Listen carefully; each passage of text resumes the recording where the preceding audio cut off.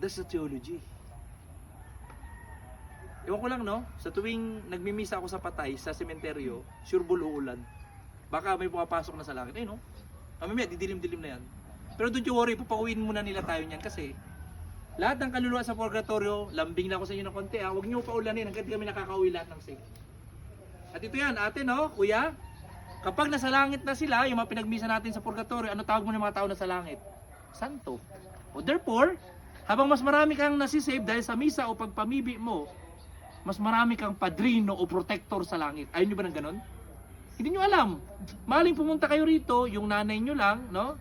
Si Ate Imelda o yung asawa mo lang, si Ate Arlene, ang ipamibi mo silang nagadan eh. Pero dahil pinagmisa nyo, lahat yan, pasok yan. Lahat ng nakalibing dito, makikinabang sa misa. Imagine mo, dumalaw ka lang, nakinabang ka pa. And I think the Mass o yung misa is the best proof of love. Bakit? Patay na si Arlene at si Imelda. Pero hindi ka kayo napigilan ng kamatayan na bisitahin sila kasi nga mahal nyo. Kaya nga ako naniniwala ko, love is always powerful than death. And besides, Jesus institute the Mass, the Holy Eucharist, di ba? Every Thursday, inugatin pa, di ba? Because the Mass is itself Jesus. So mga tugang, huwag tayong tumigil at mapagod. Actually, medyo natakot ako nung nagpaalam kami sa parish priest, namatay daw yung sepulturero. Kung sino ka man kuya, may you rest in peace. Kasi natuklaw ng ahas. Totally honestly, natakot ako. Pero sabi ko, yun yung malupit natin na sakripisyo. Totally honestly, wala kaming kakilala rito. Wala akong kamag-anak. I'm not from Bicol. Father Bush from Tigaon. Pero siguro nagtataka kayo, I'm Father Bobby, this Father Butch, taga UST Legazpi kami, no? Anong ginagawa nyo rito? This is my personal devotion. So baka dati ang araw, maubos ko sa Albay, namamisahan ko lahat ng sementeryo talaga, no? So ligaw, tapos na ako, uwas, ginuba, tapos ko na yan, daraga, no? So bongga na ako, yung sabihin, pababa na ako ng tabako, no? Why I am doing it?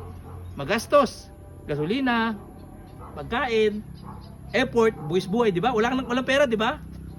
Pero because I love the Holy Souls in Purgatory. Father Butch loved the Holy Souls in Purgatory. Ngayong araw, sabi ko kay Father Butch, 41 years na siyang padi. Ako 20 months pala akong padi. Medyo malayo, di ba? Hindi pa ako pinapanganak, padi na si Father Butch. Kasi I'm 40 years old. O, nakarating siya ng 41 years, Father Butch. Ito, Father Butch, ang blowout mo, yung misa na to, sa mga nagadan dito. Ako naman, pasalamat ko, no? 20 months pala ako na padi, no? 20 months na rin, 20 months pala ako na padi, 26 months pala ako na-assign sa Albay. So, hindi pa ako pinupull out dito. Baka siguro ubusin talaga muna lahat ng sementeryo, no?